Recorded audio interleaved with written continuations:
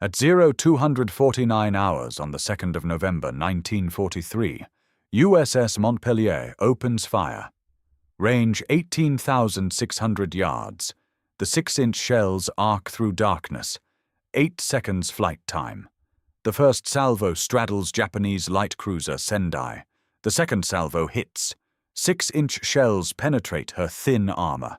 Fires erupt. Sendai turns hard to port. She attempts to evade. More shells strike. Her bridge is hit. Her engine room is hit. She slows. She burns. The American cruisers fire continuously. 12 guns per ship. 4 ships. 48 guns. 20 rounds per minute per gun. 960 shells per minute. The coordinated fire is devastating. Sendai is overwhelmed. This is not the confused melee of Guadalcanal. This is not friendly fire and chaos. This is controlled, precise, radar-directed. This is how the United States Navy finally learned to beat the Japanese at night.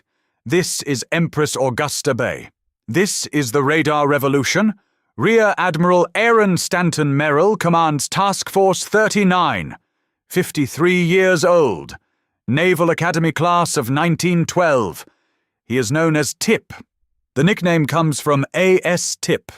Baseball pitcher Archibald Sterling, Tip O'Neill, played for St. Louis Browns. Merrill got the nickname at Academy. It stuck. He is methodical, analytical. He studies battles. He learns from mistakes. He has spent months drilling his crews for night action. He has transformed Flag Plot into modern combat information center. He has integrated radar into his tactics. He has given his destroyer commanders unprecedented autonomy. He is prepared for this moment. Now he executes. His force consists of 4 light cruisers, Montpellier, Cleveland, Columbia, Denver, all Cleveland class. 11,744 long tons full load, 610 feet long, 66 feet 4 inches beam, 12 6-inch guns in 4 triple turrets, 12 5-inch dual-purpose guns, armor belt 5 inches, deck 2 inches, maximum speed 33 knots. These are not treaty cruisers. These are modern warships. Designed 1938, commissioned 1942. They are equipped with SG Surface Search Radar, SK Air Search Radar, Mark 8 Fire Control Radar. The radar provides range and bearing continuously. The guns aim electronically, no visual sighting required. In darkness, this is decisive advantage. 8 destroyers screen the cruisers. Destroyer Squadron 23. Captain Arleigh Burke commands 31 Knot Burke. The nickname comes from his aggressive destroyer tactics. He pushes his ships to maximum speed. He maintains that speed for hours. His engineering crews perform miracles keeping machinery operational. His crews are trained. They are experienced. They trust their commander. Burke has developed new tactics. Destroyers will attack independently using radar. They will launch torpedoes before cruisers open fire. They will exploit their speed and maneuverability. They will not wait for orders. They will attack on contact. Destroyer Division 45 operates under Burke. Charles Osborne, Dyson, Stanley, Claxton, Destroyer Division. 46 operates under Commander Bernard Austin. Spencer, Thatcher, Converse, Foote, Fletcher-class destroyers. 2,924 tons full load. 376 feet 6 inches long. 5 5-inch dual-purpose guns. 10 21-inch torpedo tubes. Maximum speed 38 knots. They are fast. They are heavily armed. They are radar-equipped. They are perfect for night combat. The strategic situation demands action. On November 1st, 3rd Marine Division lands at Cape Torokina on Bougainville. 14,000 Marines and Australian troops. The landing is lightly opposed. Only 3,000 Japanese defend the area. The beachhead is secured. Engineers begin constructing airfield. Aircraft from this airfield will strike Rabaul. Japanese headquarters at Rabaul is 210 miles north. If Americans establish airbase on Bougainville, Rabaul is doomed. The Japanese must counterattack. They must destroy the beachhead. They must prevent airfield construction. Admiral Sentaro Omori commands Japanese response. Rear Admiral, 51 years old. He commands from heavy cruiser Myoko. His force includes 2 heavy cruisers, Myoko and Haguro, both Myoko class. 15,155 tons full load, 661 feet long, 10 8-inch guns in 5 twin turrets. Maximum speed 35 knots. These are powerful ships. They outgun American light cruisers. 8-inch shells weigh 260 pounds.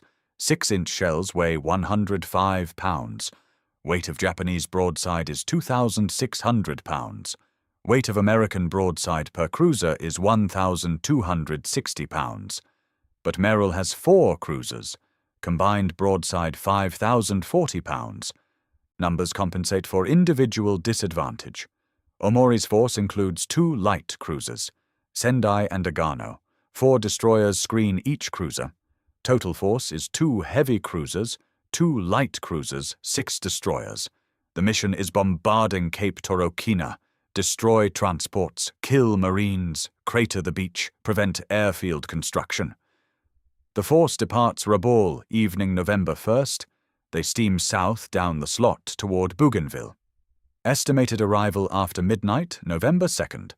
American reconnaissance aircraft detect the Japanese. Flying boat spots them north of Bougainville. The sighting is reported. Merrill receives warning. He has been bombarding Japanese positions at Buka, northern tip of Bougainville. He finishes bombardment. He turns south. He positions Task Force 39 to intercept. He will block entrance to Empress Augusta Bay. The Japanese will have to fight through him to reach the transports. He has radar. He has training. He has plan. He is ready. At 0130 hours, American aircraft attack Haguro. 1 bomb hits. The heavy cruiser is damaged, not severely, but enough to reduce speed. Omori's formation slows to match Haguro's reduced speed. This delay gives Merrill more time. The forces converge. At 0227 hours, Helena's SG radar detects Japanese ships. Range 27,000 yards, 13.5 miles. Helena reports contact. Merrill acknowledges. He orders formation change. The cruisers form single column. Destroyers form 2 divisions. Division 45 leads by 5,000 yards. Division 46 trails by 3,000 yards. The formation is deliberate. Destroyers will attack first. Cruisers will engage after torpedoes are launched. This prevents confusion. This maintains control. This is doctrine developed through study and training. At 0231, Burke detects Japanese destroyers on radar. He orders immediate attack. His 4 destroyers turn toward the enemy. They accelerate to 38 knots. They close range rapidly. At 0246, Burke orders torpedoes fired. 25 Mark 15 torpedoes enter water. They race toward Japanese formation at 46 knots. Range approximately 8,000 yards. Run time 4 minutes. Burke does not wait to observe results. He turns away. He clears the area. He allows cruisers unobstructed field of fire. This is coordination impossible 1 year earlier. But Japanese lookout spots Burke's destroyers. Destroyer Shiga broadcasts alarm. The surprise is lost. Japanese ships maneuver. They turn. They increase speed. Burke's torpedoes miss. All 25. The attack fails to inflict damage, but it accomplishes something crucial. It disrupts Japanese formation. Ships turn independently. Column integrity breaks down, spacing increases, confusion spreads. The Japanese are disorganized when American cruisers open fire. At 0249, Merrill orders commence firing. Range 18,600 yards. All 4 cruisers fire simultaneously. Concentrated fire on single target. Sendai. The light cruiser is illuminated by radar. The fire control computers calculate range, bearing, target speed, target course. The guns aim automatically. The shells are in air before Japanese see muzzle flashes. The fire is accurate, devastating. Sendai is hit repeatedly. She burns. Her steering is damaged. She slows. She circles helplessly. The American cruisers maneuver as unit. Merrill executes series of turns, north, south, west, continuous figure 8 pattern, always moving west, always between Japanese and the bay. The maneuvers maintain optimal range, 18,000 to 20,000 yards, too far for Japanese torpedoes to be effective. Long lance torpedoes have 40,000-meter range, but hitting maneuvering targets at long range is difficult. The cruisers stay beyond effective torpedo range. They pound the Japanese with gunfire. This is calculated. This is professional. This is what training produces. Japanese heavy cruisers Myoko and Haguro fire back. 8-inch guns. The shells fall around American cruisers. Some are close. None hit. The Japanese lack radar fire control. They aim visually. In darkness with gun smoke and maneuvering targets, accuracy is poor. American cruisers fire over 4,000 6-inch shells during the battle. Approximately 20 hit. 0.5% hit rate. This seems low, but it is night combat at long range against maneuvering targets. 20 hits is sufficient. The fire is concentrated. Single targets are overwhelmed. This is how radar fire control works. Not every shell hits, but enough hit to destroy targets. At 0245, Austin's Destroyer Division 46 detects Japanese ships. They turn to attack, but identification becomes uncertain. The Combat Information Center officer believes contacts are friendly. Austin hesitates. The opportunity passes. Division 46 does not attack the heavy cruisers. This is missed chance, but it demonstrates the difficulty. Even with radar, even with IFF identification friend or foe systems, night combat is confusing. Ships maneuver, formations intermingle. Distinguishing friend from enemy is hard. Austin makes conservative choice. He does not fire on uncertain contacts. This prevents friendly fire. This is lesson from Guadalcanal. At approximately 0300 hours, Japanese formation is disintegrating. 2 destroyers, Samedar and Shiratsuyu, collide while maneuvering. Both are damaged, not severely, but they are out of formation. Heavy cruiser Myoko collides with destroyer Hatsukaze. The destroyer is crippled. She falls behind. Sendai is burning. Dead in water. Steering destroyed. The Japanese attack has failed. They have not reached the transports. They have not bombarded the beach. They have been intercepted and defeated. At 0337, Omori orders withdrawal. He believes he has sunk American heavy cruiser. He has not. No American cruiser is sunk. But Omori believes his mission is accomplished. He worries about American carrier aircraft at dawn. He orders retreat. The Japanese formation turns northwest.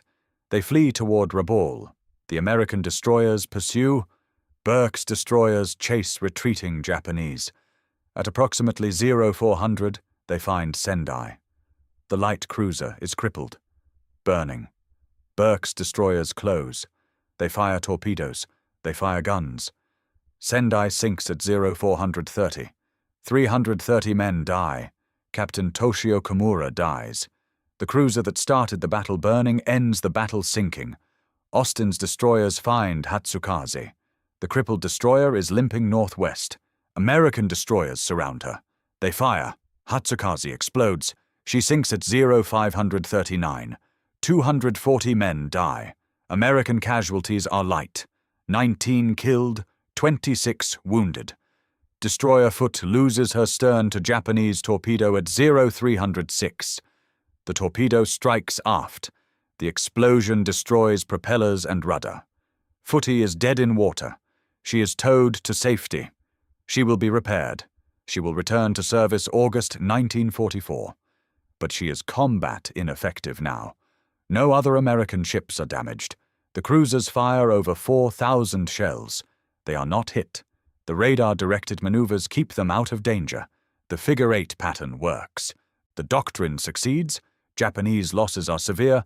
1 light cruiser sunk. 1 destroyer sunk. 1 heavy cruiser damaged. 1 light cruiser damaged. 2 destroyers damaged. 658 killed. This is higher casualty rate than Americans. But more importantly, the mission failed. The transports were not attacked. The beach was not bombarded. The Marines continued unloading supplies. The airfield construction continued. Rabaul remained threatened. The tactical lessons are clear. Radar provides decisive advantage in night combat, but radar alone is insufficient. Doctrine must exploit the technology. Merrill's figure-8 maneuvers maintained optimal range. His coordinated fire concentrated on single targets. His destroyer tactics allowed independent action without losing control. This was integration of technology and doctrine. This was training realized in combat. This was professional execution. The comparison with First Naval Battle of Guadalcanal is stark. 11 months separate the battles. Guadalcanal was chaos, ships intermixed, friendly fire, both admirals killed, heavy casualties.